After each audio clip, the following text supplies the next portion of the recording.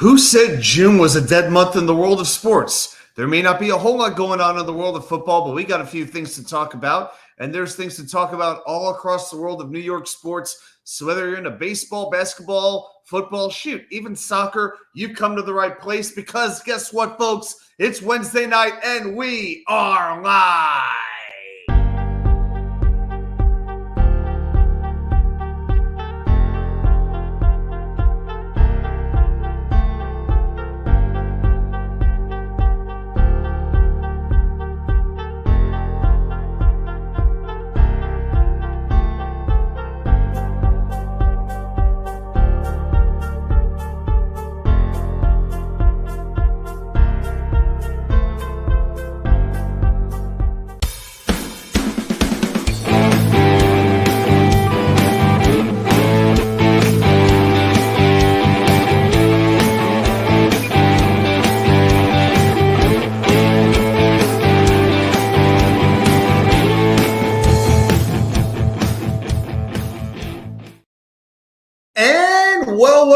Welcome back to New York Sports WickerMedia. I'm WA2K99. Thank you, as always, for taking the time to join me here for an always exciting Wednesday night extravaganza.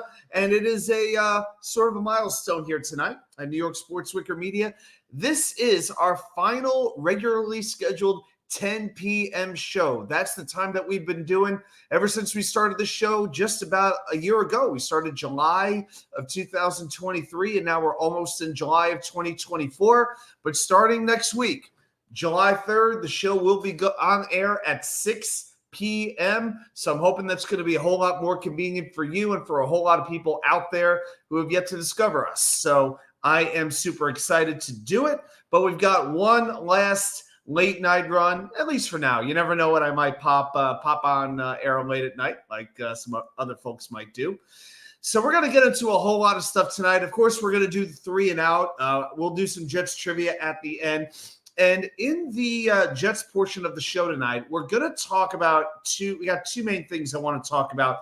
After we get to the news, you'll see what those are. But there is a list that I want to go down. If you guys know me, you know I like my list. I like countdowns and going through all that kind of stuff. It's a good way to get people talking. Well, ESPN this week ranked every NFL team from 32 all the way to number 1 by their starters, 12 players on offense, 12 players on defense, and they ranked them from 32 to 1.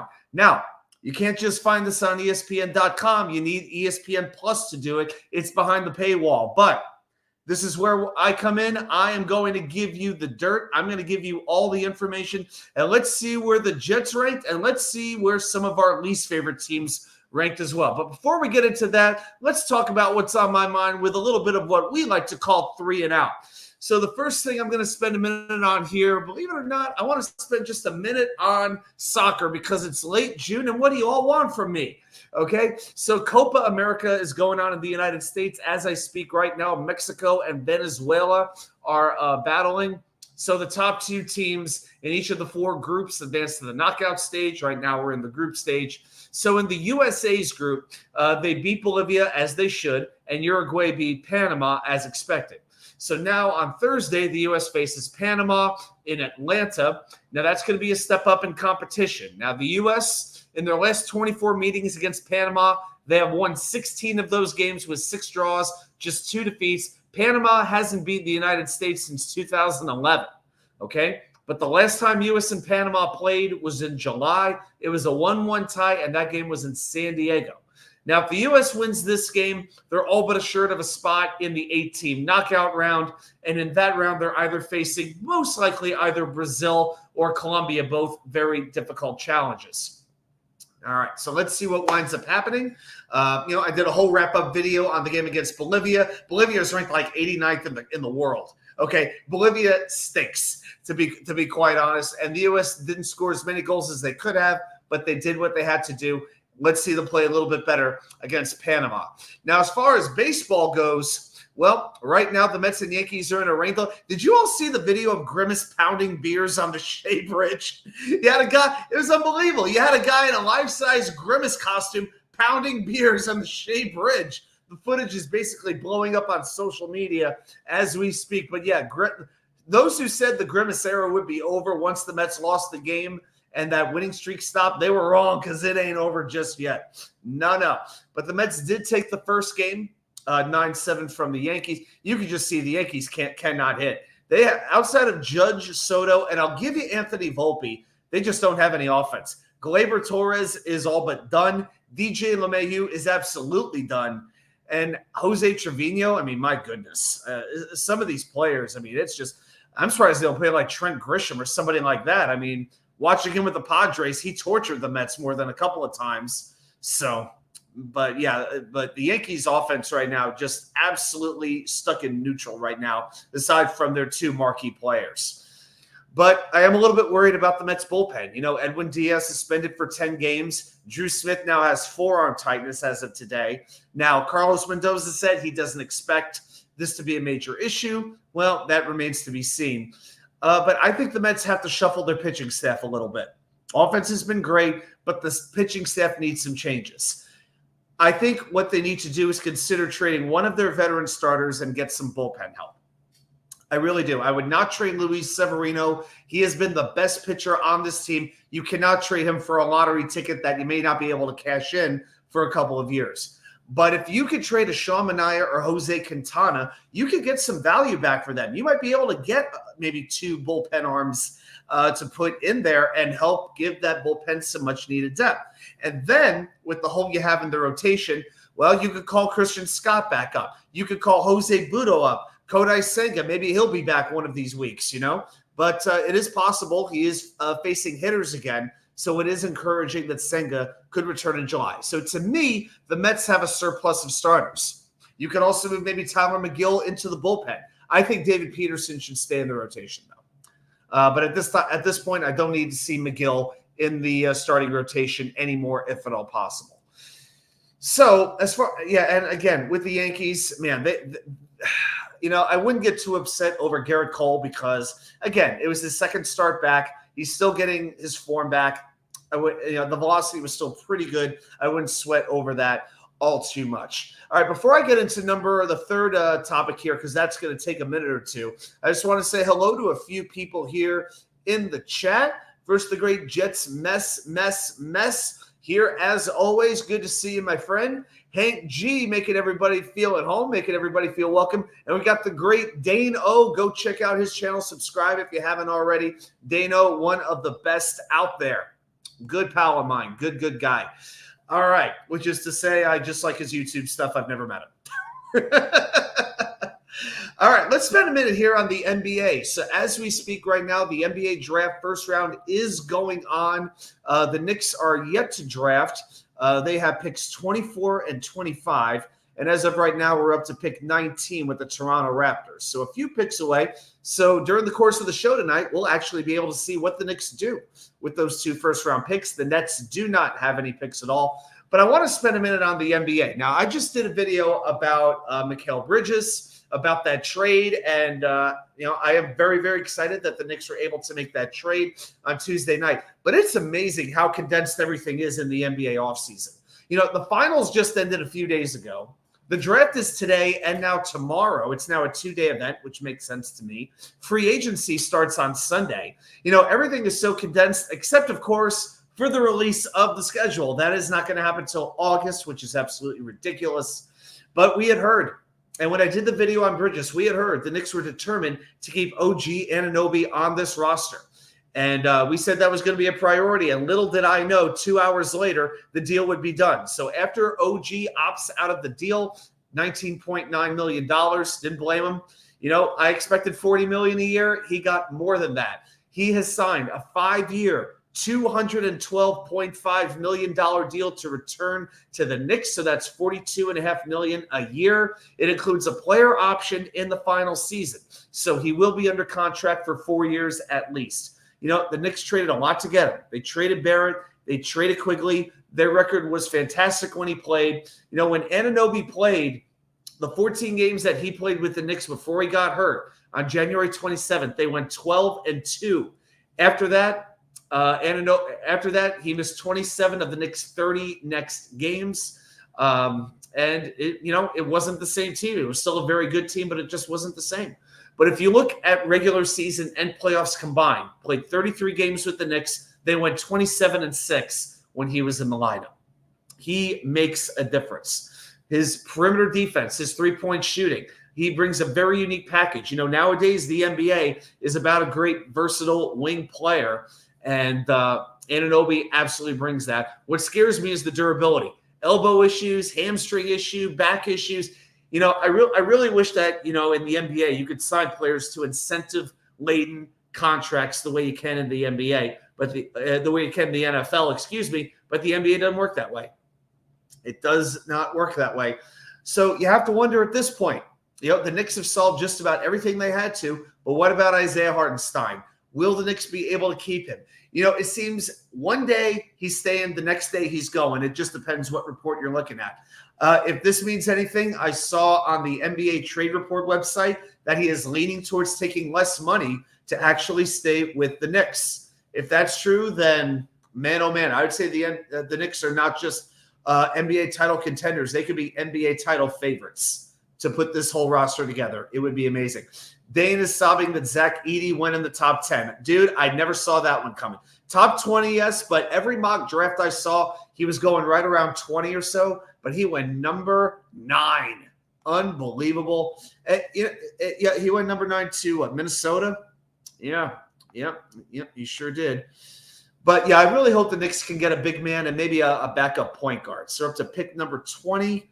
Okay, so Jacoby Walter goes to Toronto. I'm not going to claim to be any kind of NBA draft expert here, in all fairness. I will say this. This is one of the least exciting NBA drafts of all time in terms of talent. So I think that's one thing. It's very hard to trade out of this draft. These picks are not very valuable. I don't know. I mean, I thought Edey or Khalil Ware from Indiana would fit well, but they're both gone. Maybe Yves Missi from Baylor would make sense. If Ryan Dunn can make it down to them as a wing player, that would be good. Terrence Shannon from Illinois, I like him as well. But one more quick note about the center situation. So there have been teams contacting the Knicks about trading for Mitchell Robinson, the Clippers and the Wizards among them. The Knicks would not even entertain that idea if they did not think Isaiah Hartenstein was not staying with them. All right. The Knicks can lose one of those centers. They cannot lose both. But Robinson has 2 years, $27.2 million left to go on his deal. And there's a few depth players out there. Gogo Batadze from Orlando, decent player, not great, but sort of that backup depth center. But I would be very surprised if the Knicks don't come out of this draft with a big man. All right. Well, that's it for 3 and Out. So I just want to let you know, just something that I wound up doing tonight. Before I came on the air with you all tonight, I took a candle making class. That's right. I went to downtown Durham, North Carolina, right there in the heart of Tobacco Road, and made myself a salted blue agave scented candle. It'll be ready in about 2 days, but I'm not telling you about that for the candle. I'm telling you because check what we had. The charcuterie board. There it is. Let's zoom in a little bit. There you go. Oh, look at that. Let's break this down a little bit. You got they had chili brie cheese on one of these plates, but notice you got your variety of meats. You got your Genoa salami here. You got your gabagool here. You got your super shada here. Your bowl of honey here. If you like it sweet, you got your purple grapes and your brie and your Tellagio cheese and the strawberries and all that good stuff there. You got a few of them, those old little pickles, or the cornicones. Is that they? Mama, don't take my Kodachrome. I don't know what they are. But you got the little sour pickles there. You got your olives over here. They have these roasted almonds right, kind of in the middle with the rosemary and the sea salt. And, oh, man, good spread. In fact, I got a little to-go container with me. But I just want to let you know, I got to have a little bit of charcuterie tonight. So hopefully Tanzel Smart and the defensive line would approve of the spread, if you know what I'm saying. Well, let's talk a little bit of Jets news right now. And we've got a few things to talk about here. But first and foremost, it is a day to celebrate. And why is it a day to celebrate? Because on this day, June 26th, we are celebrating a very special birthday today. And we are celebrating the birthday of my favorite New York Jet of all time. I should have worn the jersey. Happy birthday, number 10, Chad Pennington. We've got the cake for you as well. I just had to give a shout out to my favorite New York Jet player of all time. his son Cole, quarterback at Marshall. And man, oh man, Chad is definitely a what could have been story had he not gotten hurt. But I will maintain until the end, he would have been an absolute superstar. He had the leadership, the accuracy. He did have the arm until it started getting injured. But man, he commanded respect. And boy, he just found ways to win. He wasn't the most naturally talented quarterback of all time, but he knew how to win games when he was healthy. No question about it. All right, so I had to say happy birthday to number 10. So a couple things going on here in the news. So I'm actually going to talk for a second about Copa America. And the reason I'm doing that is because they're playing some of these games at MetLife Stadium. And they brought in I think they brought in grass for the Argentina-Chile game that happened on Tuesday night. Yes, Dane, please hit the wheel.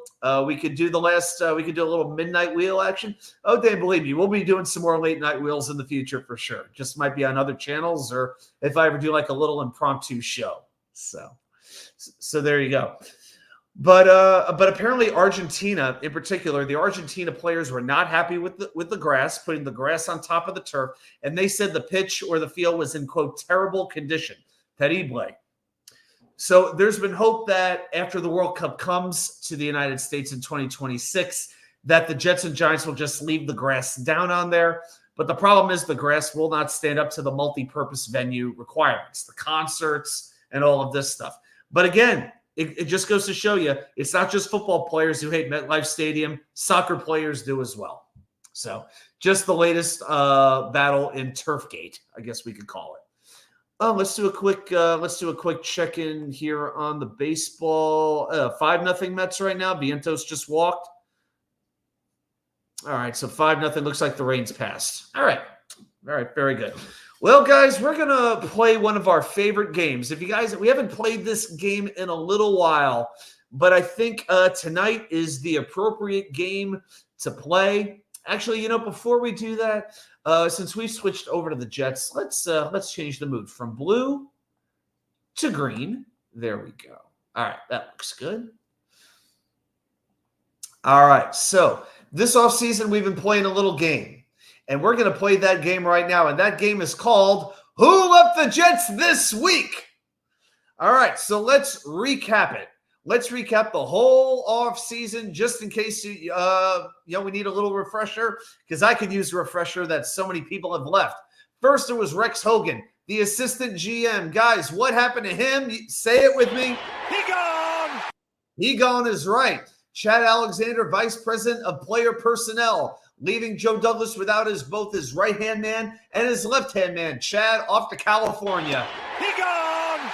He gone as well. Rob Calabrese, the quarterback coach. Thanks for nothing, Rob. He gone. He gone too. And after that, we started getting into the players. Laken Tomlinson, one of the most surprising free agent disappointments maybe this franchise has ever had. But now he is off with the Seattle Seahawks. Laken, thanks for nothing. He gone. He did everything well but block. Then we go to C.J. Uzomah, tight end, the newest weapon to the Philadelphia Eagles offense. Great guy, but a penalty machine. He gone. All the best to you, C.J. Then it's on to Bryce Huff, pass rusher. This one hurt right at the beginning of free agency, but deep down, I think most of us knew that Bryce would not be coming back. And Bryce, we love you. We wish you well in Philadelphia. He gone. He gone too. And just when you thought it was over, no. Now we get into the safeties. We get into Jordan Whitehead as StreamYard wants to get crazy on me. You can't stop me, StreamYard. You can't stop the Jets. Played great against Buffalo. Always seem to have a few big interceptions against them, but the tackling rate just wasn't going to justify him staying with us. He gone. Back to Tampa Bay you go. Quentin Jefferson, defensive tackle. Nice pass rusher. Good guy. Not a good run stopper at all. Quentin Jefferson off to Cleveland. He goes. He gone. He gone too. And now special teams. Justin Hardy, the special teams captain, the soul of the special teams, the leader of the special teams. Had a few penalties here and there. I'm aware of that. But boy, was special teams great while he was here. Hopefully they'll keep being great as he too shuffles off to Browningtown. He gone as well, but now we've got a brand new addition. No, we don't, not yet. Mekhi Becton off to Philadelphia. Him and his big mouth, his big gut, and his big blocking finger on social media. Mekhi, don't let the door hit you in the considerable ass on the way out. He gone too. And then John Franklin Myers, it was during the draft. Disappointing trade to not get a whole heck of a lot for him. Jets needed a little bit of cap space, and so off to Denver he goes. JFM, we thank you for your time. And now, the newest addition and the least known addition to this list, it is Tay Hayes. As a big bug is here. There we go. Got him. There we go. All right. Before I try to get near my water. Guys, I'm going to be back in 10 seconds.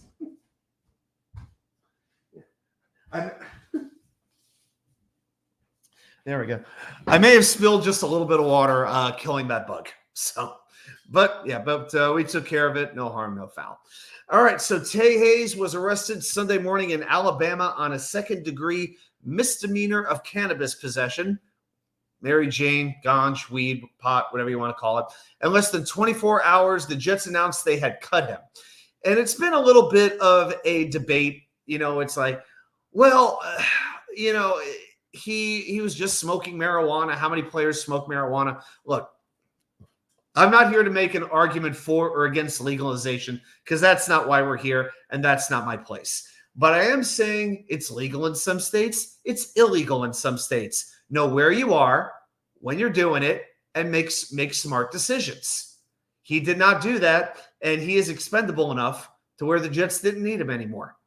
So the release, I believe it came around 4:20 the other day, and now his career has gone up in smoke. And it is disappointing because, I really thought that Tay Hayes could deliver some hits, if you know what I mean. But, all right, enough jokes aside. If we're being completely honest, he was not likely to make this team. If you look at the play and hype that Quantez Stiggers has showed in minicamp, Hayes was the 7th or 8th cornerback on this roster. I mean, let's think about it. Sauce Gardner, DJ Reed, Michael Carter II. That's 1, 2, 3. Then Brandon Eccles, Quantez Stiggers, Isaiah Oliver, if you want to count him. All those guys are ahead of Hayes anyway. So, Hayes, I'm sure will get another chance someplace else. But you know what? I'm fine with it. It doesn't bother me. I'm not necessarily applauding the move either. So, Tay Hayes, we thank you for your one game you played against Philadelphia, trying to guard A.J. Brown. You gave it a chance, but you know what? He gone as well. And if you ever have a trivia, if you ever need to think of a random New York Jet, that'd be a good name to think of. So there goes Tay Hayes. All right. And I got to be honest with you. I wanted to spend just a minute here and rant for just a moment here. I know I really know that deep down I should not get too angry over this, but it just goes again to show you how many people just seem to make a living off disrespecting the New York Jets. And it really is amazing. I'm going to pull up Mike Florio, this absolute idiot, and I hate to even bring up his name, but his power rankings, the 2024 pre-camp edition. Now, he has actually said he is not basing these rankings off where he thinks the teams will finish in the 2024 year. Well, then what the hell are these rankings even for? What is the point? If this isn't how you think the teams are going to play during the season, of what use are the rankings? But if we look at this, the Jets are ranked 25th in the NFL for power rankings. And I have so many questions about this. First of all, how are the Tampa Bay Buccaneers number 9? How is that? How are the Green Bay Packers 6? Some of this I just don't get. The Chicago Bears are better. They have a very good wide receiver group, but 17th, with a completely unproven quarterback and a lot of question marks at a lot of different key positions. I don't get that one at all. The Seahawks at 21 ahead of the Jets. The one that bothers me the most is the Denver Broncos at 22. Look up and down the Denver Broncos roster one time. Maybe they got a 9-point jump because Sean Payton is their coach. It's the only excuse I could think of how the Broncos are 22. But look at that quarterback room. Bo Nix, Zach Wilson, and Jared Stidham. Are you kidding me? And the Broncos are 22nd? I mean, Minnesota 23 with Sam Darnold starting at quarterback most likely. I don't know about that one.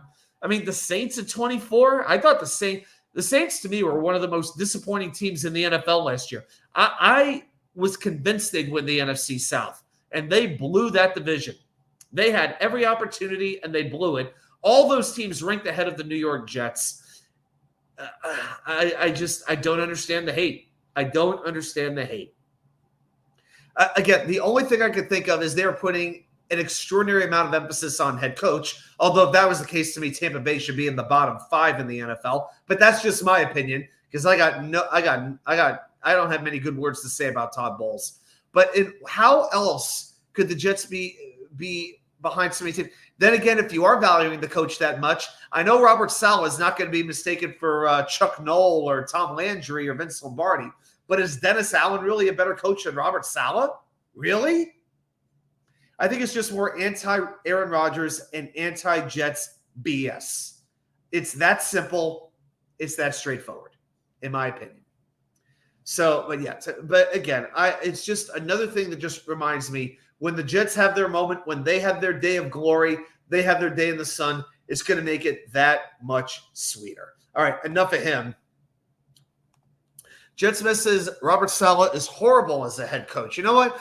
I need more from Saleh for sure, but I will still go back to let's see what we can do with credible quarterback play. There are definitely things he needs to do better in terms of managing player time, things like that. There's definitely something, and that's really to me the biggest wild card the Jets have. It's not even Aaron Rodgers' Achilles. It's not Tyron Smith's health. It's what will Robert Saleh do in the big moments of big games, because I believe the Jets will be playing some big games in December this year and probably in January as well. Will Saleh do something to hurt this season? That is the question. Saleh's a D coordinator. You know what? I'm still willing to give him this last year. But if the Jets don't have a legitimately good season, and I mean legitimately good, then you have to look at starting over at head coach. You really do. Maybe promoting Jeff Ulbrich. I don't know. But, to me, Saleh's on the line as much as anybody as far as this goes. All right, so we're going to do it. We're going to do a list here. We get into some of the main event stuff. Let's see what's going on here. Just look at a couple of Woj bombs here. Yep, Kenny Atkinson is going to be coaching the Cavaliers for 5 years. Good on him. Denver has acquired the Suns pick at 22, and Denver sends Phoenix numbers 28, 56, and 2 future seconds. That's harsh. Mess, here's the one thing I will say with this. How often do you see a head coach get fired in the middle of an NFL season and the change in coach makes a difference? I mean, outside of Antonio Pierce, I'm a little bit hard-pressed to think of when a change in coach has made that big of a difference. But, yeah, it's not going to happen in 4 games. It's just not. It's just not. All right. Well, this I thought was pretty cool. So let's talk about what I was kind of alluding to a little bit earlier. ESPN, I don't have a graphic for this. I just kind of found the article, so I'm just going to kind of talk my way through this. But ESPN ranked the starters for every NFL team, ranked them by teams 32-1. Okay, so basically what they're going by is, as I'm kind of going back up here, they're looking at talent, age, production, all of that matters. They also talked about biggest strength, biggest weakness, X factor, and a non-starter to know. All right, so I'm just going to kind of run through this list for you guys. All right, and tell me what you think. So going by the starters, 12 offensive players, 12 defensive players. At number 32, as I may have frozen for a moment there. Guys, I freeze? Okay, I think I'm back now. Yeah, still got to get this Wi-Fi upgraded. I see we got a few people joining the chat. Thanks so much for joining us, guys. Be sure to hit the like button. Thanks for joining us. Final 10 p.m. regular show before we go to 6 p.m. next Wednesday night, July 3rd, July 4th Eve. All right, so at number 32 on the starters list is the New York Football Giants. And I'm just going to kind of throw this here I'm going to kind of throw the teams in the chat so we can keep track of them. But yeah, they do not like the Giants whatsoever. Let's see what we have here. Yeah, so they say the Giants' biggest strength, defensive front. Biggest weakness is secondary. But there's just too many questions right now. And not a whole lot to be excited about. I mean, you do have some young talent with the Malik Neighbors and the Dexter Lawrences. And, getting Brian Burns, I thought was a very, very good trade that they made. But, whole lot of questions. And I like their safeties with Nubin and Pinnock as well. But you do have quite a few questions on offensive line as well. The wide receivers, not that very, very unproven to say the least. And what is Daniel Jones? So the Giants are in spot number 32. At 31, they've got the Denver Broncos, and I don't even think I need to go too much more into that other than their quarterback room. It is pathetic on pretty much every level. They do have a pretty good offensive line with McGlinchey and Garrett Bowles. Ben Powers came over from Baltimore, so that's pretty good as well. We go over to number 30. And at number 30, we have another NFC East team. We have the Washington Commandskins. All right, so with Washington, they are really down on the edge rushers, especially after losing Montez Sweat and Chase Young. So that is a big deal. They are pretty good at linebacker with Wagner and Bobby Wagner and Frankie Louvu. But again, if your biggest strength is linebacker, that's not a very good sign. And we'll see. And we'll have to see with the quarterback situation. You have Jaden Daniels in that spot. Let's see what he has to give. At number 29 on the list, you've got the Carolina Panthers. All right. So they spent a lot of money in free agency, to say the least. You added Robert Hunt. You added Damian Lewis at guard. So you've overhauled that position. Bryce Young now in his second year quarterback. Jonathan Brooks, I like very much at running back. Xavier Leggett, I think, will be an excellent wide receiver for this team. But you know what? Tight end, you don't have a whole lot. Tommy Tremble is pretty much your best tight end. Carolina's got a lot of questions, but at least they tried. They tried to address the offensive line. Okay, then we go to number 28, and it is the Arizona Cardinals. And I think the addition of Marvin Harrison kind of brings this up a couple of notches. So you have to wonder with the Cardinals this year, because they're on the Jets schedule, about the tackles. Paris Johnson Jr. and Jonah Williams. Neither are really proving to be an effective pass rusher as of yet, but they will need to be to protect Kyler Murray, who in my mind is getting more vulnerable to injury as time goes on. All right, so the Cardinals, they are at 28. Now at 27, a team that I know well, a team that you know well as well. Our blood rivals, the New England freaking Patriots, are at 27. So here, I'm going to spend a second here on New England. So their biggest strength, according to ESPN, is safety, because you have Jabril Peppers there, 5th highest graded safety by PFF. They returned Kyle Duggar, and he is 9th in the league in interceptions over the last 3 years. At wide receiver, though, you have a lot of questions. Demario Douglas, I like him a lot, rookie from last season. They did draft Jalen Polk and Javon Baker. We'll see what they are. You also have Kendrick Bourne, Juju Smith-Schuster, but remember, Bourne is recovering from a torn ACL. Now, their X factor for the season for the Patriots is the guards, Cole Strange and Saidi Sal. I may be butchering that name, don't care. But they ranked respectively out of 62 qualifying guards in pass blocking, 57 and 58.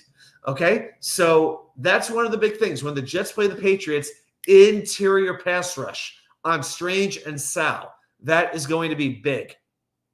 All right, so the Patriots are at 27. On to 26, and we've got the Las Vegas/Oakland Raiders. All right, so Raiders are in spot number 26. So they've got an excellent defensive line with Max Crosby and Tyree Wilson. I think could have that Jermaine Johnson jump.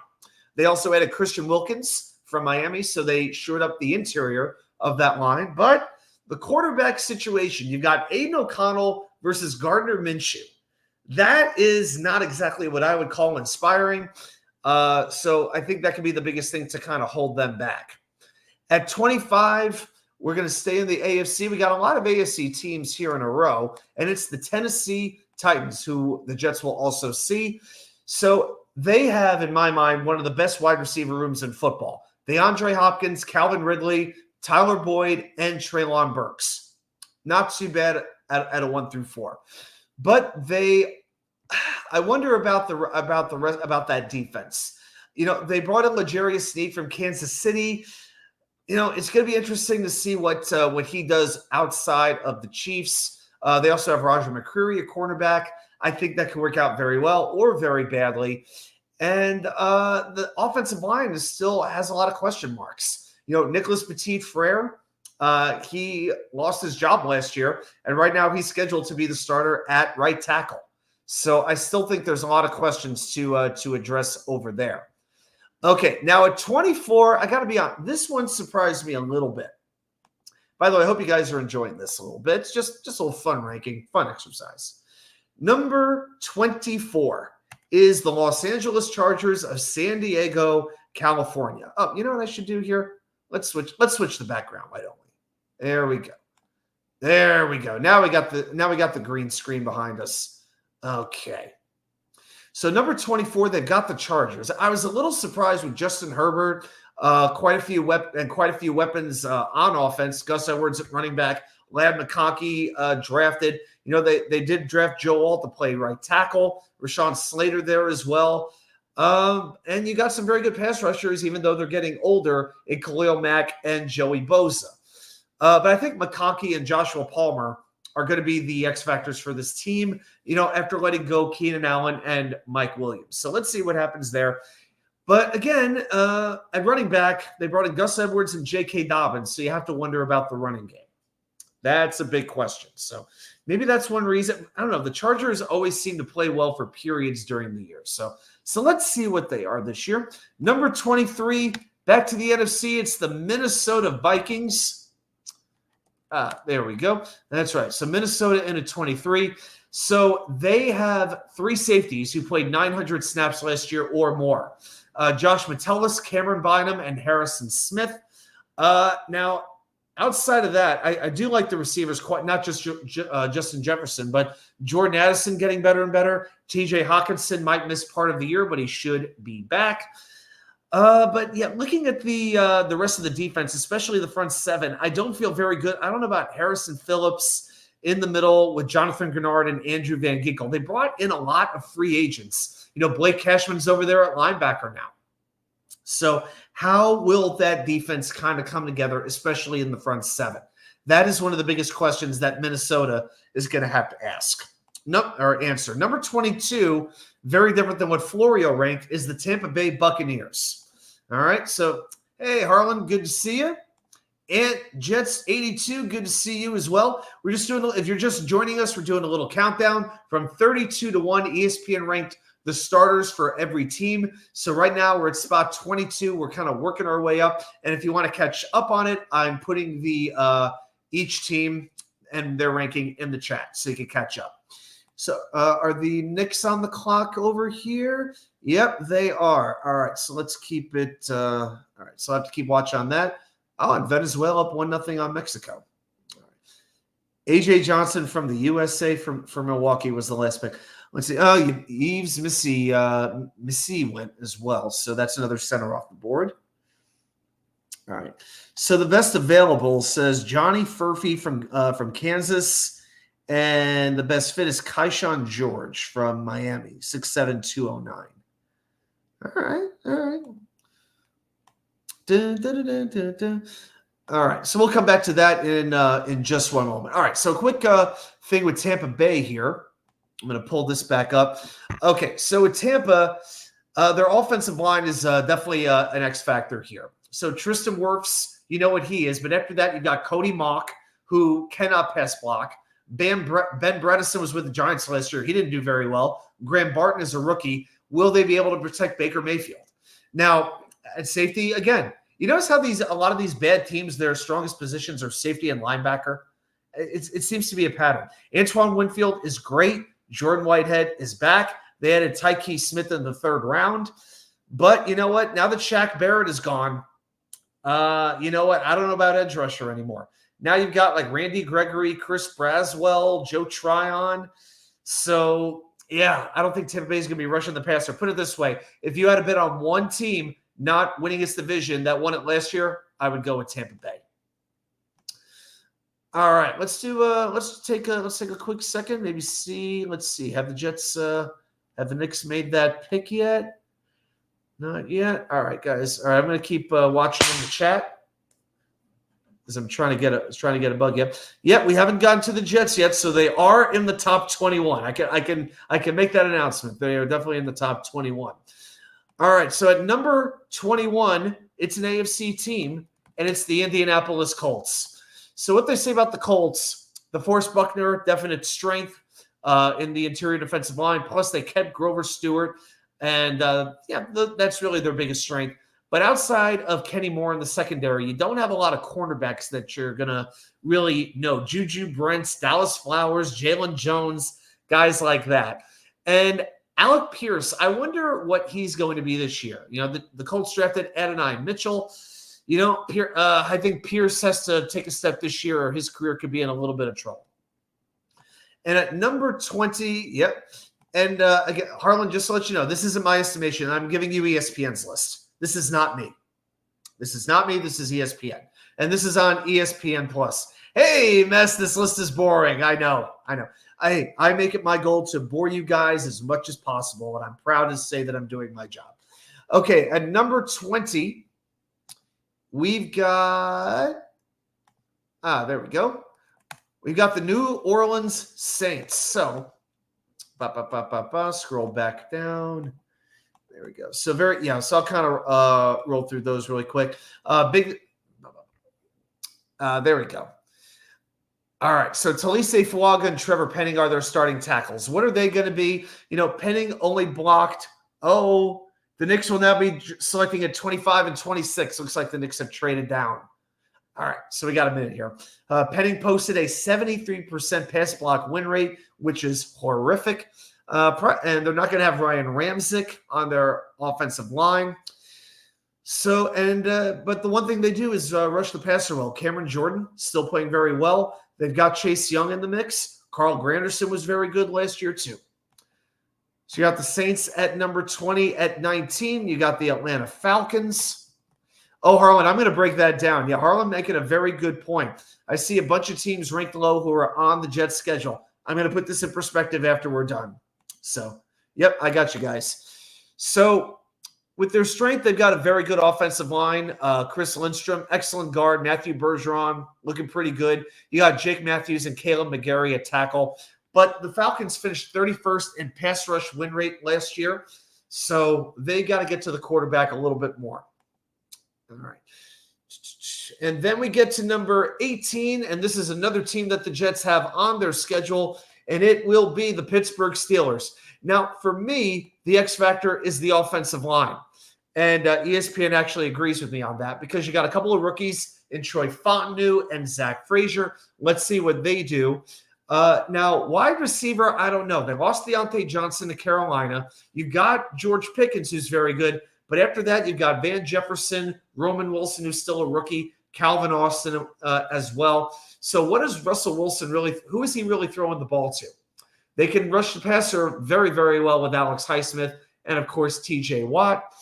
All right, so 18 is Pittsburgh. At number 17, number 1 goes to the Hawk Tua girl. You know it. Yeah. And number 17 is the Chicago Bears. All right, so pretty much in 2 years, Chicago has gone to having one of the worst wide receiver rooms to one of the best. They've got DJ Moore, Keenan Allen. They drafted Rome Odunze. Now, outside of Montez Sweat on the defensive line, they don't have a whole lot to rush the passer. In 2023, they drafted a couple of guys in Gervon Dexter and Zach Pickens, but they don't have a whole lot. You know who's actually on the Bears right now? Former Jet, Jacob Martin. Jacob Martin, name from the past. So he is over in Chicago right now. And then we go to number 16. So now we're getting to the top half of the countdown here. At number 16, we've got the Seattle Seahawks. Man, this is getting a little late. I think I might save the other thing. I might save this for next week, the extension thing. I'm going to save that for next week, I think. Yeah, it's already 10:45.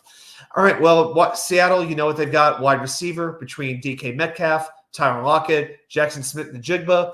Also, Laviska Shenault is there as well. So you got some depth over there. Now, you got to wonder about the offensive line. Laken Tomlinson is there. Right there, you'd have to be concerned.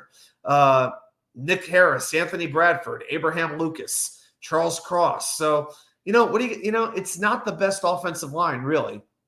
And pretty much all they spent 3 draft picks on the line, but only one was before the 6th round, and that was Christian Haynes, the guard from UConn. So they've got to do something there. But again, Jackson Smith-Njigba did not have a great season last year with yards after the catch, things of that nature. So let's see what he's going to be. I don't think he's the great receiver yet that I think a lot of people have assumed. All right, Knicks will be selecting at 25, but they are in talks on moving out of 26. Okay. All right, let's go to number 15, and we've got another AFC team, and it will be the Jacksonville Jaguars. Yep, so Trayvon Walker's starting to play a little bit better. ESPN has him as their X factor. Offensive tackle, big questions with Cam Robinson. Not a good run blocker at all. Anton Harrison, what will he be in his second season? But you have some very good linebackers in Foye Oluokun and Devin Lloyd, the 2022 first-round pick as well. So we got the Jaguars at 15. At number 14, you've got another Jets opponent in the Los Angeles Rams. Obviously, their biggest strength is wide receiver with Coop and Nakua. Plus, you have Demarcus Robinson as that number 3 option. Now, they lost some safeties with John Johnson and Jordan Fuller leading. They did bring in Cameron Curl, who I like a lot, wanted him on the Jets. And they also drafted Cameron Kitchens. And I like Kitchens. I think he's going to be a very good player. Let's see. Knicks are now planning to pick at numbers 25 and 26. See, we're just going back and forth right here. And the Knicks have drafted Keyshawn George, the shooting guard from Miami. This is like a little interruption here. So 6'7", 209 pounds, a big wing, 3-point shooting ability, good pace with the ball, vision and instincts give him long-term upside. What he doesn't have as much is athleticism or physicality, and he remains a little bit green on defense when he's off the ball. Let's see. He's one of several unexpected one-and-done prospects in this draft. Flashed considerable talent between quiet stretches in his lone collegiate season. He's from Switzerland and could fill a coveted role in the NBA if he could put everything together with the late blooming trajectory that he is on. So Keyshawn George, not Keyshawn, Keyshawn George. All right, so welcome to the New York Knicks. So there you go. All right, so we got the Rams at 14. Now we go to number 13, and it is going to be the Green Bay Packers. Biggest strength, edge rusher, Preston Smith, Lucas Van Ness, Rashawn Gary, Kingsley Onigbarry. All of them are back from last year. Weaknesses, off-ball linebacker. Quay Walker, very good, but does have some shaky run defense. And the biggest question, biggest X factor is really the wide receivers. Christian Watson, Jaden Reed, Romeo Doubs, Dontavian Wicks. Who is going to emerge for Jordan Love? One of these wide receivers does have to emerge. Who is it going to be? Now, number 12, I was a little bit surprised on this one. I would have had this next team a little bit higher, and it's the Cleveland Browns. I think Cleveland has a very, very good roster. Yes, Deshaun Watson is certainly a question mark, but after that, I mean, we'll have to see what happens with Nick Chubb at running back. We don't know what he's going to be coming back from such a bad knee injury. But after that, you still have Jerome Ford, Dante Foreman, Nyheim Hines. You can get by with that. But then at edge rusher, you have Myles Garrett. You have Zadarius Smith. Alex Wright will give you some very good depth as well. And, pardon me. Let's see. Yeah, and a wide receiver, you've got Amari Cooper, Jerry Jeudy, and Elijah Moore. So pretty good. And I love the cornerbacks maybe even more than the front seven. You know, Denzel Ward, Greg Newsome, and Martin Emerson. You know, they may not be quite as good as the Jets trio, but they're not far behind. Okay, now we're going to get into some pretty good stuff here. I think you guys are going to like this one. At number 11, we've got another opponent, another blood rival. It is the Miami Dolphins. Just about saying he thought that Amari Cooper quit? No. He's holding out, but he didn't quit. It's just a holdout. All right. So with Miami, ESPN's got their biggest strength as secondary. So they're bringing back Jalen Ramsey. I guess they call him superstar Jalen Ramsey. Okay. Upgraded Xavier Howard with Kendall Fuller. Javon Holland star at safety. I would agree with that. Plus you have Jordan Poyer and Marcus May. I wonder at some point Father Time's catching up to Jordan Poyer, though. Biggest weakness for Miami they have as guard. They lost Robert Hunt, and pretty much replacing him would be Robert Jones, Isaiah Wynn, Liam Eichenberg, but none of them pass block very well, and they didn't even address the position during the draft. Their X factor is Devon Achane, and super efficient, played 11 games. But how healthy is he going to be? So that is the big question. But yeah, Miami only at number 11. Seems a little bit surprising, at least for me. All right, guys, now we're going into the top 10. But before we do that, according to Adrian Wojnarowski, the Knicks are targeting a French guard, Pacomi Dadier, or something like that. I was hoping the Knicks would go after a little bit of size in this draft, and so far they are not doing that. But if they think they can bring back Isaiah Hartenstein, then hey, who might have complained? So yeah, and I'm a little surprised. Kyle Filipowski from Duke is still on the board, and he has not been drafted yet. I'm genuinely surprised by that. So Dadier is on number 9 of the best of the Knicks are passing over players like Terrence Shannon from Illinois, Ryan Dunn from Virginia. I'm a little surprised by this. I'm going to read this thing on Dadier. 6'8", 217 pounds. So he's pretty big. He's big. He's strong. Another wing player. Is he only 18, 19 years old? Wow. All right. Needs to become a more consistent three-point shooter, average passer, average defender. 1 second. As another bug tries to fly in here. All right. So Dadier has good scoring instincts, finishing around the rim and hitting three-pointers, both with his feet set and pulling off the dribble. Has plenty of room to continue to improve as one of the youngest prospects in his class. I guess the Knicks are drafting prospects that can be ready to develop in a couple of years because right now the roster is just so front heavy. It's kind of hard to get regular playing time. Quick check. Mets 7, Yankees 2. Okay. From France, playing in Germany. Yeah, Harlan Abraham. New England at 27, better than I thought, according to this estimation. Yeah, a little bit, but not by much. Yeah, I mean, outside of that, I mean, I might put the Giants below them.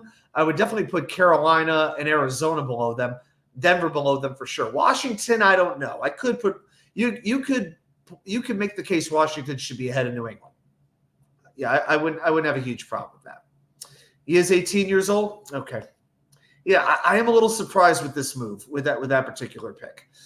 All right, so number 11 was Miami. Okay, so now let's go back to the list. And at number 10, why don't I just go right here?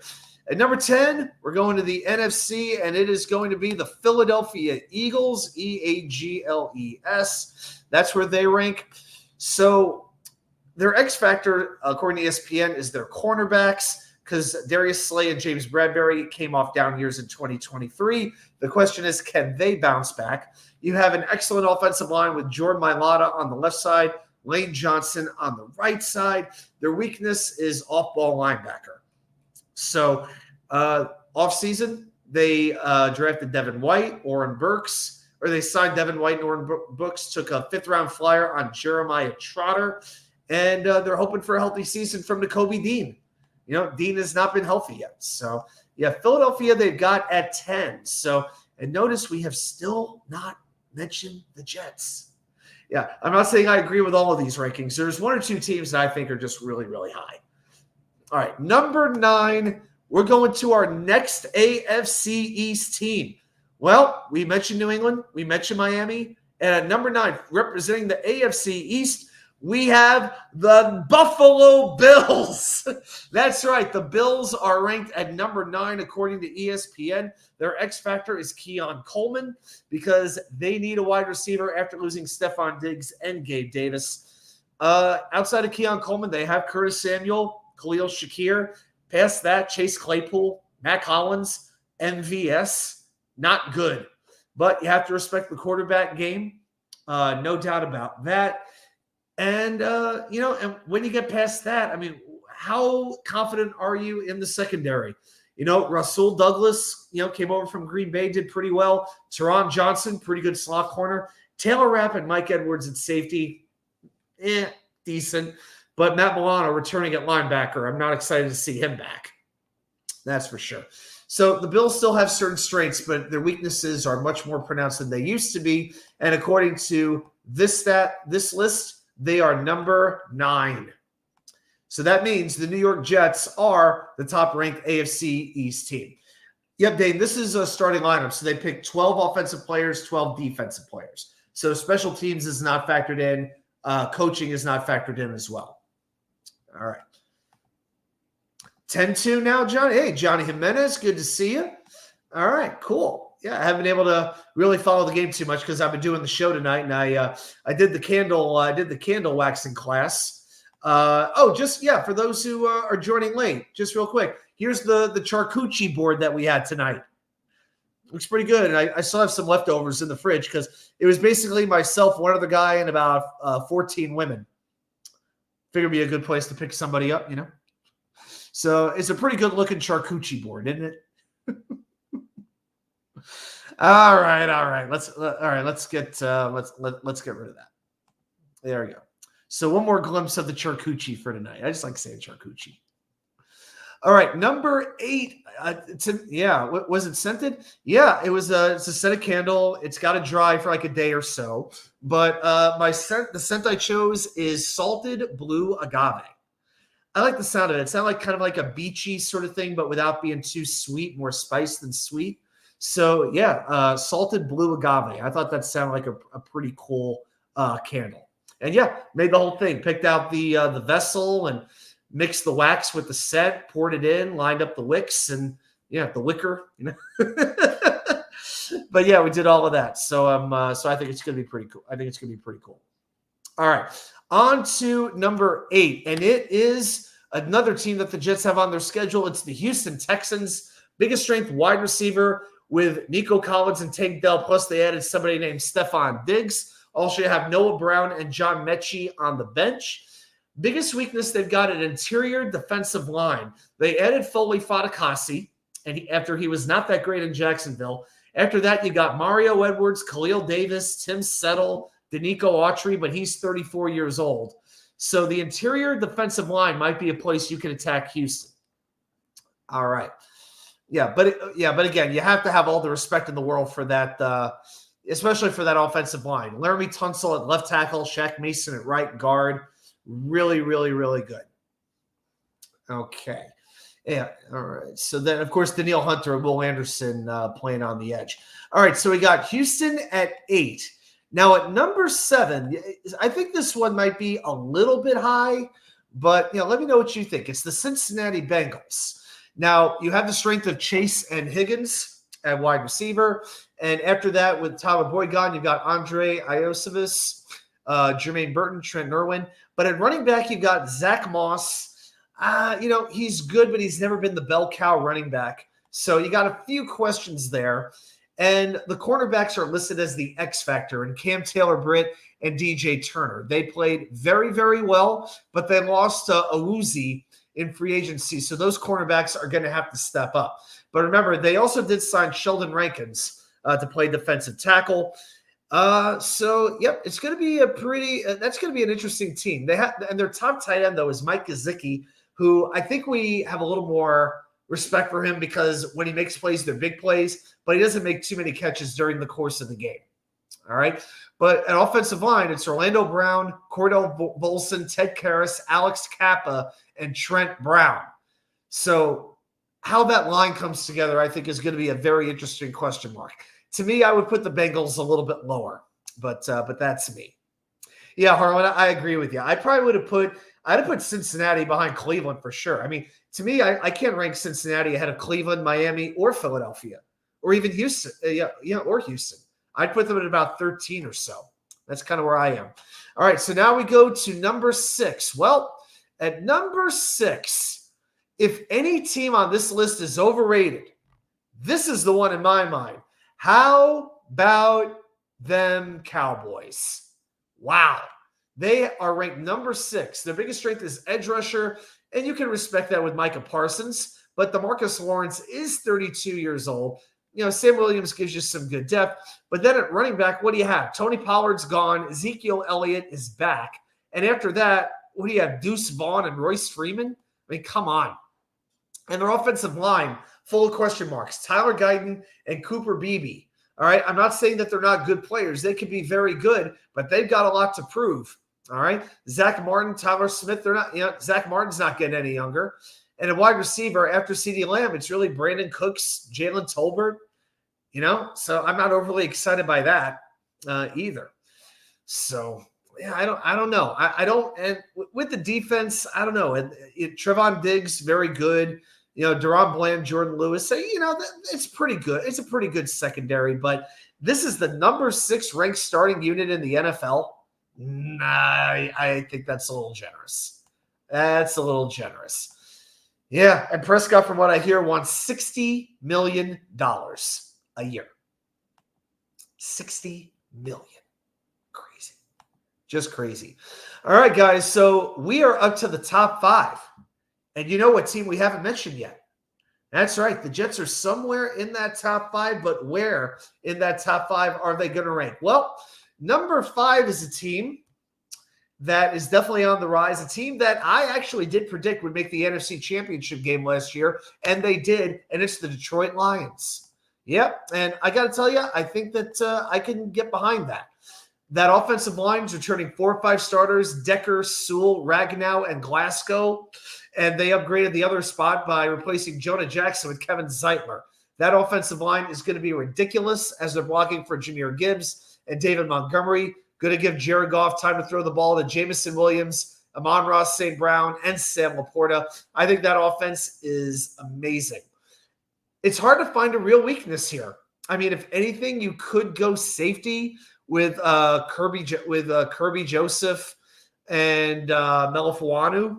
I don't know, because Brian Branch is used more of as a corner, more of a slot corner than he is as a safety. So Brian Branch in the cornerback role kind of weakens the safety position. Outside of that, I don't know what other weaknesses you can really assign to Detroit. That's how good they are. So, yeah, they brought in DJ Reader to play defensive tackle. So, yeah, Jack Campbell, Alex Anzalone, and Derek Barnes, very good linebacker combination.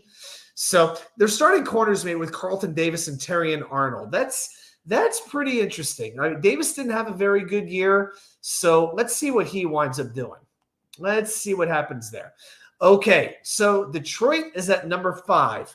And at number 4, well, guys, I think you know who it is. So everybody say it loud and say it proud. Ranked at number 4, you have the...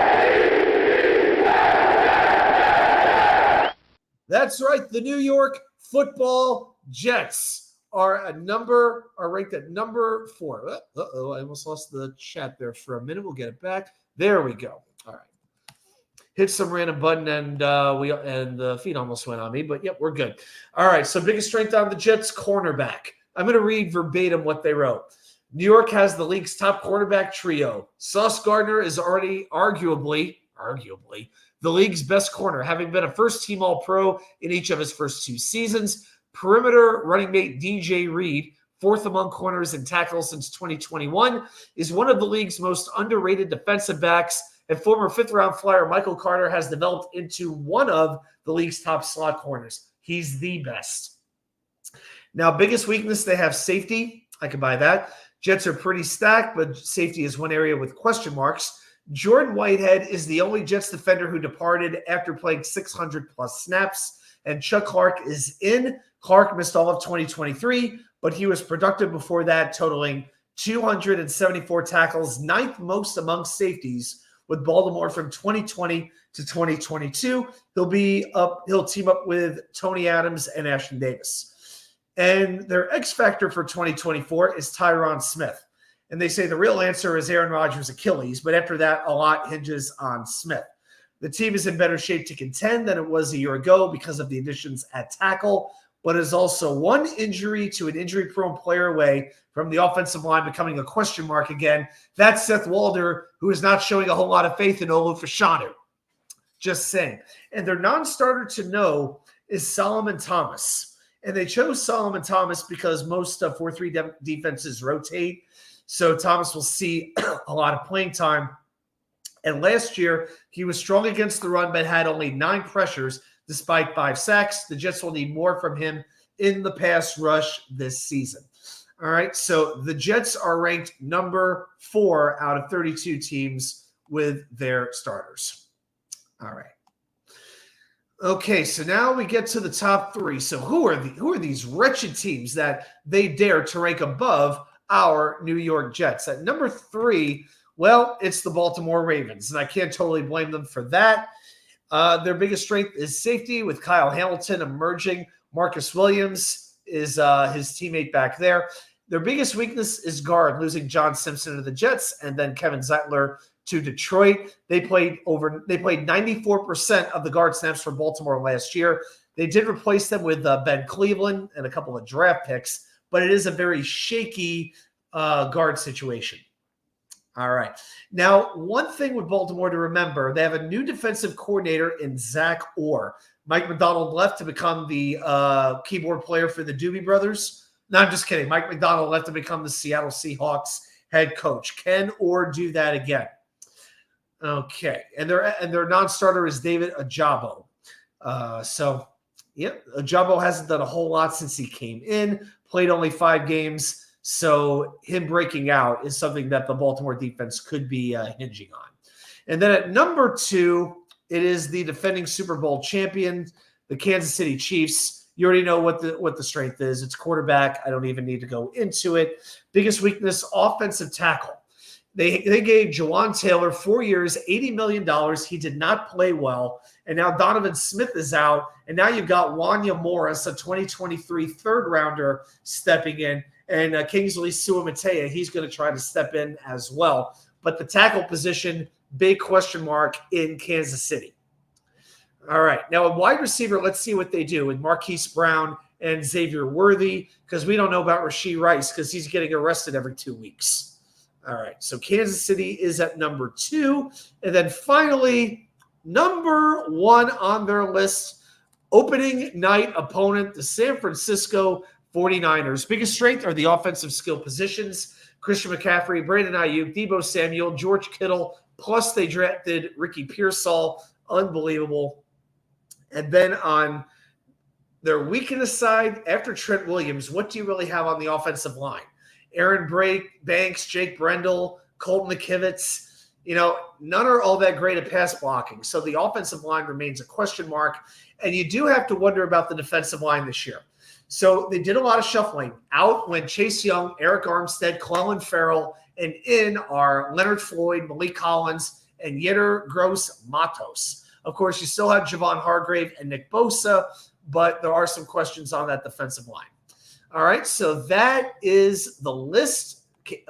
So that is 32 through 1. Now, if you look at this, if you look at the teams that the Jets play, they are playing San Francisco. They're playing the number 1 team, but the next best team they play is ranked number 8 on this list, that being the Houston Texans. Then they played number 9 twice. Then they played number 11 twice in Buffalo and Miami. Then they've got 14 in the Rams, 15 in the Jaguars, 16 in the Seahawks, 18 in the Steelers, 21 is the Colts, 23 is Minnesota, 25 you've got Tennessee. They played New England twice. They're ranked 27. At 28, you've got Arizona. And at 31, you've got Denver. Translation, the Jets are not facing the most talented teams on their schedule this year. They have every opportunity to have a fantastic season. And man, oh man, it's still 2 months away, but I can't wait for it to start. All right.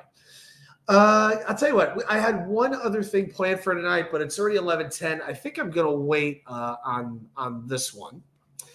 And let's take a look. Let's take a look at see what anybody's saying in the comments. Hey, Yeti, how you doing, buddy?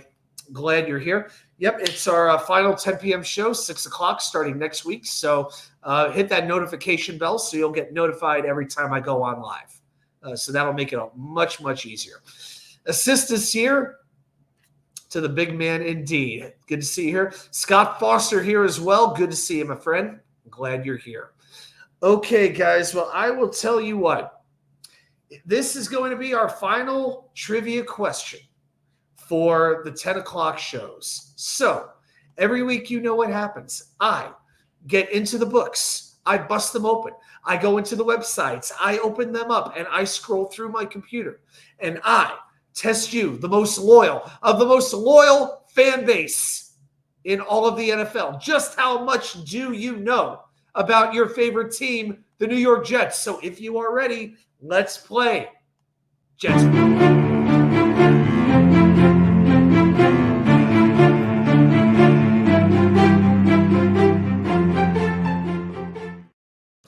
Okay, so we've got about 12 people here in the chat. Okay. Saying we gotta have a wheel. Hey, you know the deal. 15 likes and we'll do it. Let's do a little check here really quick. How are we doing on the like side? We're up to 12 likes, guys. We're gonna need 3 more. The deal's the deal. The more likes we get, the more likely we are to do the wheel. I'm always straightforward about that one. But I can tell you, I will let you know. I have created a new wheel. I've created a running backs wheel, and I've created a secondary wheel. So cornerbacks and safeties on that one. So maybe next week we might bust that one out. Who knows? We'll bust out one of the new wheels. All right, but tonight I've got a trivia question for you. And as you know, I'm going to give you 5 minutes, and let's see how we do. That's right. Hank G knows it. It's trivia time. Bust a deal, face the wheel. Johnny, like the damn show now. Hope you're doing well, my friend. All right. So your question tonight goes like this. Name the 2 Jets head coaches who have coached only 1 playoff game. Pretty straightforward. I think this is going to be try to give it a question that wasn't too difficult. Didn't go back to the A's. Yep, we have definitely hit our goal. We're up to 16 likes, so we will be doing the wheel tonight. All right, you got it, guys. You will do it. All right, so fantastic. All right, yeah, we'll do a 100 wheel tonight, I think. All right, Dane O says Al Groh. It is not Al Groh. Johnny Boy says Herman Edwards. So does Jets mess. Guys, no. Coached only 1 playoff game. So far, I can hear him in the stands. Uh-oh. Oh, guys, they're booing. Yeah, they're booing you. Yeah, they're not very happy with you guys. Okay, so here we go. The 2 coaches who coached only 1 playoff game. Nate Hackett. Dane. Come on. Dane. That gets a buzzer. Assist My Suicide gets it right. And Curly Norman, the great Curly Norman, is here as well. Eric Mangini, they say. Is Eric Mangini correct? He sure is. Eric Mangini coached 1 playoff game his rookie year. Did not go all that well. And then we've got Scott Foster saying Bruce Coslett. You got it. Bruce Coslett and Eric Mangini are the correct answers. Guys, I had a good feeling you were going to knock this one out, and you most certainly did. So, hey, guys, what can I say? So, very well done, everybody. We got our trivia correct tonight. You couldn't pay me to go to a playoff game in New England. Woo. I'm glad you lived to tell the story. Yeah, I hate to say, Pete Carroll didn't make it to the playoffs, unfortunately. He got fired after the Spike game season, unfortunately. All right, guys, so let's see here. I'm going to head over to the wheel. Oh, let's see real quick. In baseball, it's now 11-2 Mets. Wow. I have to watch some highlights. And Venezuela beat Mexico in Copa America. Wow. Unbelievable. All right, guys, I'll tell you what. Let's do you know what? This is the last 10 o'clock show that we're doing. Let's make it just a little bit extra special. Let's do this. How do you guys feel about a brand new wheel, never before done? Would you like to go brand new? Oh, man. A guy wearing flannel and a hard hat wanted to fight you the whole game. He was probably like one of those off-sea fishermen or something like that. All right, guys, I created 2 new wheels. I created a running back wheel, and I created a secondary wheel. So here's what I'm going to do. Running back, secondary. You guys tell me what you want to do. Brand new to mark the end of an era. Yep, that's what we're going to do. It's amazing you can't just put a poll in here. You have to do it like through YouTube. Can't do it through StreamYard. It kind of sucks. But so running back or secondary, guys, put it down there in the comment what you want. Oh, okay. Quick hits on running back. All right. Okay, so here's what I'm going to do. I'm going to get 1 or 2 things ready to go. Okay.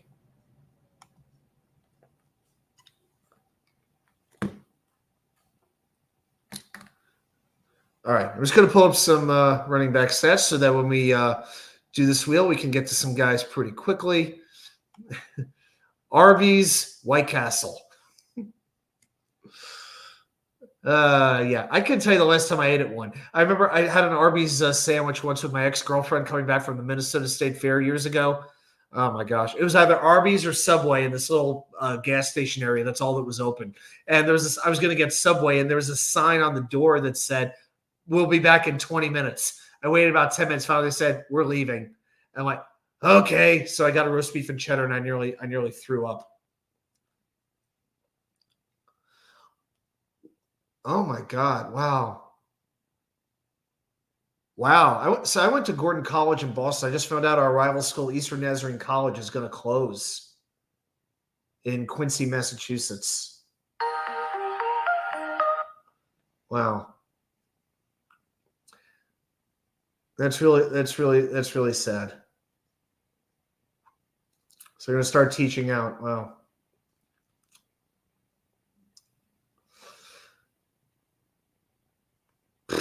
Man, that blows. All right. So here we go. All right. So I'm going to pull up Jets running backs all time. Yeah. The only reason I'm doing this, I'm just taking 1 second here because when we land on some random guy, I want to be able to give you guys some quick numbers. Okay. So we'll pull up career rushing leaders. There we go. All right. Okay, so guys, here's what I'm going to do. I'm going to go ahead and share the screen. I believe we are ready to go. Editor, spin the wheel, click allow, and let's max the wheel out. All right, and I'll keep following the chat on my phone. So I've got the wheel on my laptop. I've got the chat on my cell phone, and I've got the running back stats on my tablet. This is a very high-level operation that we got going on here. Dano says jet stints only. Yeah, just jet stints. So we get to like LaDainian Tomlinson. Yeah, we'll do that. All right, so we're going to do 10 spins just like we always do, and we're going to rank our top 10 list as we go 1 through 10. So that's right. I got my utility belt on, the whole 9 yards. So as we land on a running back, you tell me what number you think that player should go. And yes, we are including current running backs just to give us a little bit extra variety. All right, guys, so here we go. For the very first time ever, welcome to the Jets running back wheel. And let's spin the wheel in 3, 2, 1.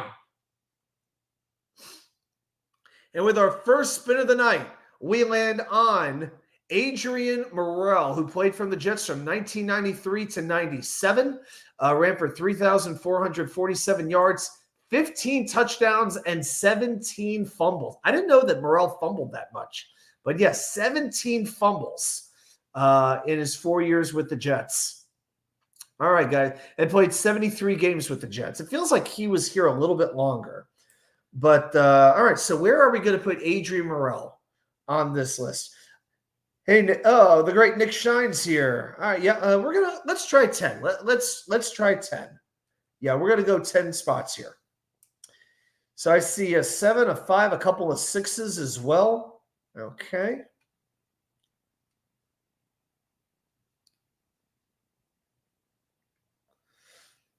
All right. This goes 6 or 7. Okay. It goes 6. Nick going just a little bit higher with a 5. David D, not a big Adrian Morel fan. He's got this one at a 7. Hank G saying 6. All right, guys, I think we're in a pretty good spot. We're going to go with Adrian Morel at number 6. So that's the first spot we're filling up tonight. Hey, let's see if we fill up number 1. Actually, fill up number 1 before the final spin of the night, huh? Okay, spin number 2. And, of course, if we land on the same player a second time, we will respin. Spin number 2. Oh, guys, get your guesses in. Who are we going to land on? Actually, you know what? We can't do that tonight. We can't do there's too few names. Yeah, I feel like we got to leave that for the 100 player wheel. It's too special. I don't think it's going to work on this one. All right. Spin number 2 in 3, 2, 1. And we're coming to a stop on Bilal Powell. Don't you miss Ray Lucas? Oh, gosh. All right, so Bilal Powell, let's see, 8th leading rusher in Jets history, played with the team from 2011 to 2019, 15 touchdowns to 8 fumbles. Longest run was 75 yards, 850 attempts, 3,675 yards. I would rank him definitely above Morel, but I can't go too much higher. So Nick's going with a 5. Mess is going with a 5. Dane being a little more generous, going with a 3. Jets do have some good running backs, but okay. See a 3. I see a 4. I'm kind of wagering, but yeah, I feel like he's right in that 4 to 5 range, maybe 5 range. Yeah, yet he's debating between 4 and 5 as well. Yeah, we're pretty much right there. Guys, if you have a vote, throw a number down in there. Let your voices be heard. All right, looks like 5's going to have the majority here. So Bilal Powell gets number 5. So we're filling up the middle of this countdown very early on. Okay, let's go to spin number 3. In 3, 2, 1. 2 nights of wheel in a row. Isn't this fun? Okay, and we are landing on Brad Baxter. Now, the thing with Brad Baxter, 12th leading rusher in Jets history. He was a fullback, played with the Jets from 1989 to 1995. He had 35 rushing touchdowns. That's wait a second. Is that many? Did Brad Baxter really have 35 touchdowns? Brad Baxter has the 6th most rushing touchdowns in Jets history. That's pretty impressive, actually. But his longest run ever was 31 yards. So 779 carries, 2,928 yards, averaged 3.8 yards per attempt, 16 fumbles. All right, so let's see. I see 7s. I see an 8. Assists going a little bit higher, going with a 4. Okay. So 5 and 6 are taken. Yeah, it looks like right now the 7s are kind of leading up, but the 4s are hanging on there. Remember Brad Baxter ahead of Bilal Powell and Adrian Morel? Could happen. Oh, Harlan changing it to a 4. That was Harlan's. Okay, Harlan's going with a 4. So we got like 3 4s, 3 7s, 1 8. Wow. This thing is nearly deadlocked. Jets mess is like the one making a difference with that 8 ranking. Okay. All right, guys, I'll tell you what. We're going to make Brad Baxter number 7 on this list. And if you don't love the decision, you can blame Jets mess for giving him the 8.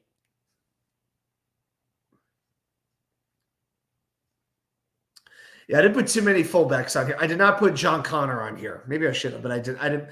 John Connor's on the 100 wheel. That's enough. Okay, so we got 5, 6, and 7 already picked out. All right. Now we go to spin number 4 in 3, 2, 1. And we come to a stop on Scott Durking. Okay. So Durking, this one's interesting.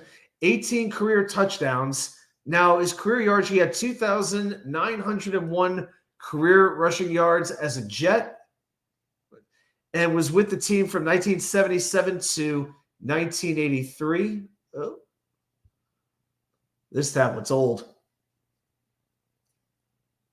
There we go. All right, so what are we thinking about Durking? Jets Mess is going with an 8.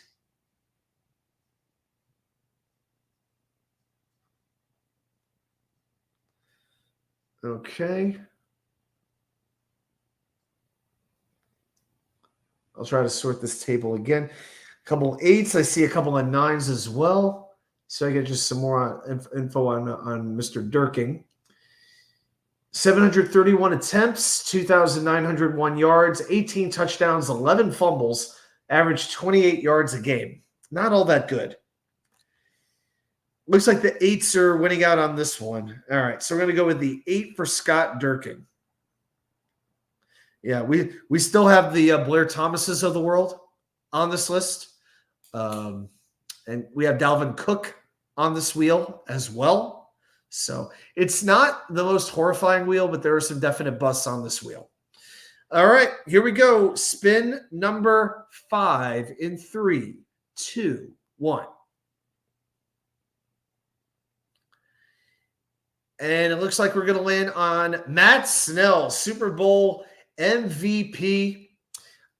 So Snell has the 4th most rushing yards in Jets history. 24 touchdowns to 17 fumbles. But over 1,000 rushing attempts with the Jets, 4,285 yards. I said 4th most in Jets history, a long run of 60 yards. And again, when you only have one did Namath win the Super Bowl MVP? Yeah, I think Namath won it. Just saw Cook on there. Is there an 11 option? There you go. All right, Harlan's going with number 1 for Matt Snell. I see a couple of 3s and a 4 as well. All right. Yeah, Matt Snell. Yeah, so we have spots 1 through 4 open here. No doubt Snell will take one of them, but which one will he take? It's all about your votes. Right, should have won MVP is right. Hey, scored the only Super Bowl touchdown in Jets history. Yeah, and unfortunately, he had a riff with the organization for a long time, and I'm still not sure it's totally over yet. But yeah, he hasn't shown up to the reunions and stuff like that. It's really sad. Sure, Dan, I'll give you the recap after we make the decision. Absolutely. All right, guys, I'll give you about 10 more seconds to put down a vote for Matt Snell.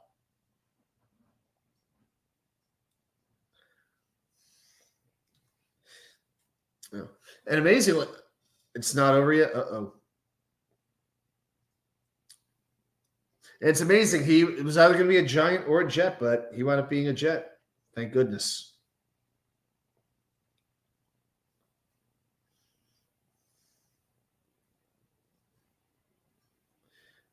Oh, Harlan, when you said it's not over, I thought you were talking about I thought the Yankees were making a comeback. You jerk. All right, guys. I think Matt Snell is going to fit right in at number 3. Okay, so let's recap. So far, the spots that are blank are 1, 2, 4, 9, and 10. And so far, the spots that are taken, we have Matt Snell at 3, Bilal Powell at 5, Adrian Morrell at 6, Brad Baxter at 7, and Scott Durking at 8. All right, so we are halfway home.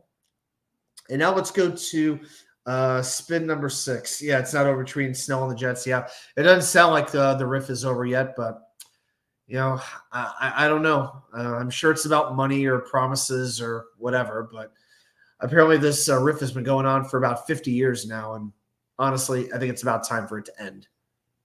But Yeah, that'd be a great thing if we get like Matt Snell like to MetLife Stadium and just like sort of the Bruno Sammartino thing with WWE. That'd be cool. All right, let's do spin number 6 in 3, 2, 1. And we are going to land on the one, the only, number 20, Breece Hall, who is already the number 21 running back in Jets history just based off yardage with 1,457 yards. The verdict is not in, but the evidence is there that he is going to go down as maybe, if not the best, the second best running back in Jets history. So here's my question. Breece Hall, number 1, number 2, or number 4? What do we do here? Jets Mess is going with number 9. Dude, I know you're ribbing. Yeah, Breece has only played 23 games, 24 games. Yeah, 303 rushes, 1,457 yards, averaging 60.7 yards per game. I'll put this in perspective. If you look at yards per game by a running back, I'm just going to sort this real quick. And I'm not talking about guys who played 1 or 2 games because that'd be a little bit ridiculous. But there we go. All right. Got to sort this. Takes a minute to load. Okay. Breece Hall is already 4th on the Jets in yards per game.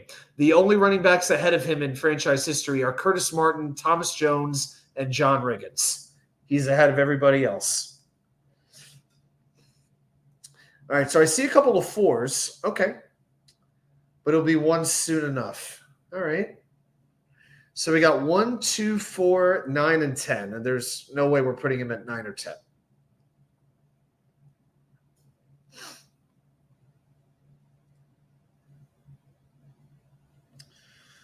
Okay. And by the way, guys, if you haven't subscribed, please do so. We're on the march to 1,000 subscribers. Or if you know anybody who might enjoy the channel, please share it with them too. I definitely appreciate everybody's support. All right. I think right now, the production output on the shittiest line and quarterbacks, we were watching something special. Well, I'll tell you what, right now the majority is going with the 4. So right now, I think I got to put Breece Hall in number 4. All right. Okay. 11:30. Okay, so we got 4 spins left. All right. So we have spots, ironically, we have spots 1, 2, 9, and 10 left to fill in. Here we go. Spin number 7. 3, 2, 1.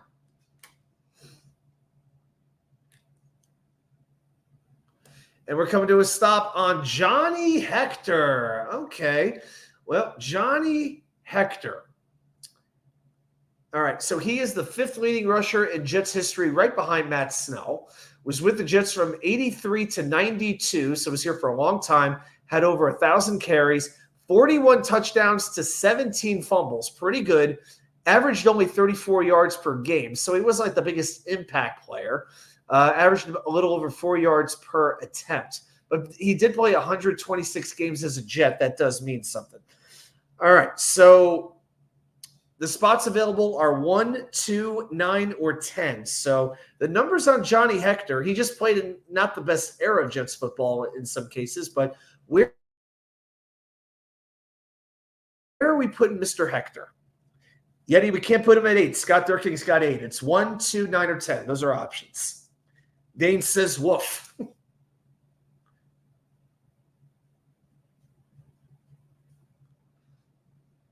Dane says the volume's low. I haven't changed anything. Let me see what I can do.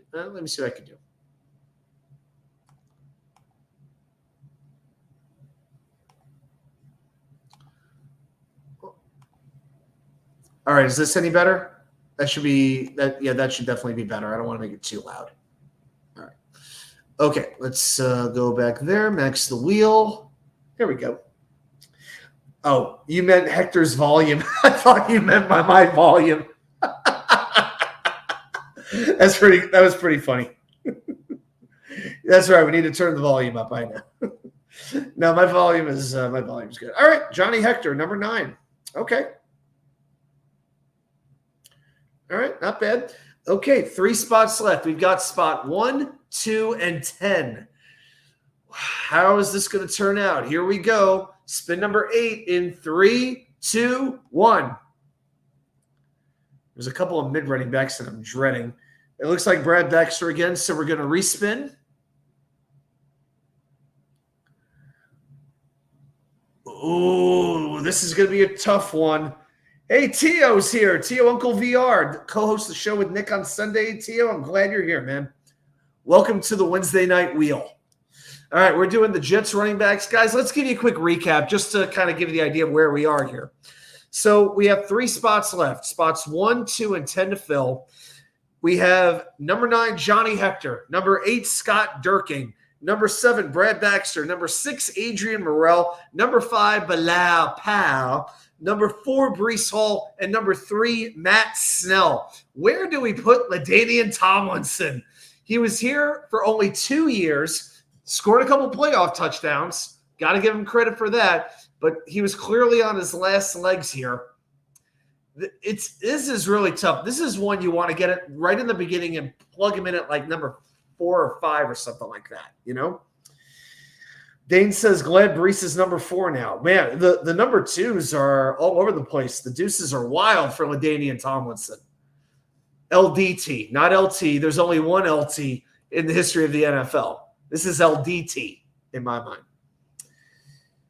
All right. Yeah, 7 touchdowns to 4 fumbles, which is hard to believe. But, yeah, wish there wasn't a way to update on screen. David, believe me, I would like to do the same, but I think if I did, it'd be hard to see the wheel.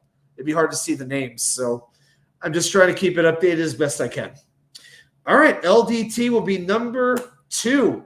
So that means we have number 1 and number 10 open.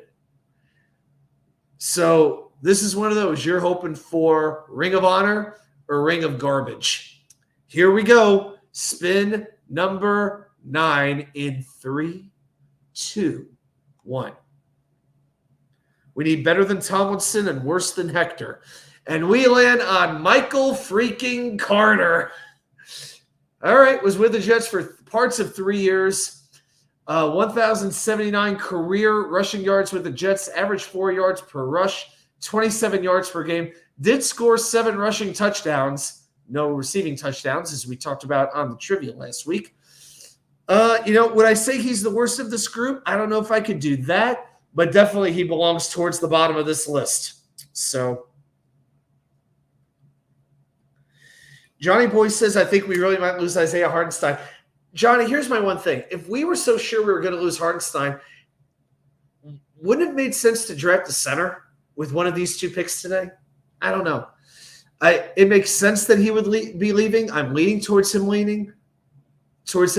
But, yeah, Knicks need another center. You can't count on Mitchell Robinson with his health being as fragile as it is. Unless you play Julius Randle at the 5. Or, I don't know. Yeti, best running back 2 in the game. I've never swayed. Yeah, I'll tell you what, there's a Michael Carter cult out there, and it's hardcore. Chris Carver, Connie's son, huge Michael Carter fan. Oh, my God. Huge fan of Michael Carter. It's like you can't criticize Michael Carter to Chris. So, nice guy, but I don't know what his thing is for Michael Carter. I mean, I liked him, but, yeah, just slowly fell out of favor with him. All right, so here's what I would say. If we're looking at the remaining running backs on this list, there's only a couple that you could really say would be a number 1.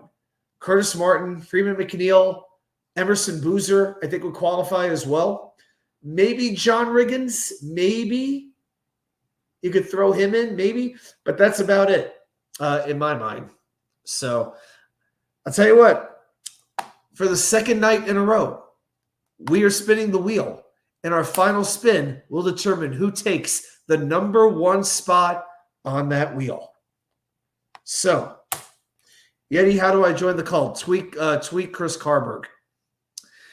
So we are going to spin for the number 1 Jet running back for the Wednesday night wheel for June 26, 2024, our final regularly scheduled Wednesday night 10 p.m. show. And we are going to spin that wheel in 3, 2, 1. Watch it be Kevin Long or Frank Gore, I swear.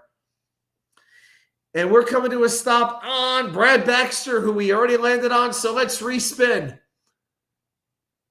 It's a mulligan. And we are landing on Curtis Martin, number 28, number 1 in your hearts. Yes! We did it! Our finalists for the night. Number 1, Curtis, my favorite, Martin, with the Jets from 98 to 05, 10,302 yards. That's over 2,000 more than any Jets running back. 58 touchdowns, averaged 83.8 yards per game. Just to give you oh my God. I mean, the only one close to that is Thomas Jones at 79.9. But yeah, talk to 100 Jet fans and probably 99 would tell you that Curtis Martin is the best running back of all time. You'll probably find one crazy Freeman McNeil fan in there somewhere. But no doubt about it, as we stop sharing, I can only say one thing in response to what we just did. Unbelievable. At number 1, Curtis Martin. Number 2, LaDainian Tomlinson. Number 3, Matt Snell. Number 4, Breece Hall. Number 5, Bilal Powell. Number 6, Adrian Morrell. Number 7, Brad Baxter. Number 8, Scott Durking. Number 9, Johnny Hector. And number 10, Michael Carter. No true bust on this wheel. I need to add some more crappy running backs. Maybe next week I'll add Derek Blaylock or somebody. I don't know. I know I'll add Zach Stacy. He was with us for 2 games and now he's in jail. Maybe Dave Megan. Think Dave Megan would work? Oh my God. That was the problem. I was too nice with this wheel. Yeah, I mean, we didn't land on Blair Thomas. He was certainly there. But, all right, guys, this has been a fun night. I've had a great time. So just a couple quick things with the channel. I posted a video a little bit earlier this afternoon about Mikal Bridges, how that's going to affect the Knicks. So check that video out.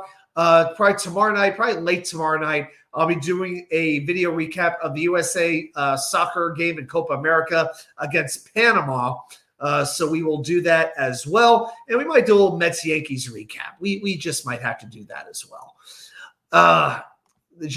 You called the Jets Jetties. I never heard Chris Berman. I used to love NFL primetime back in the day, Eddie. I never missed NFL primetime with Chris Berman, Tom Jackson, the Judge Bill Pito when he was there, Robin Roberts when she was actually still likable.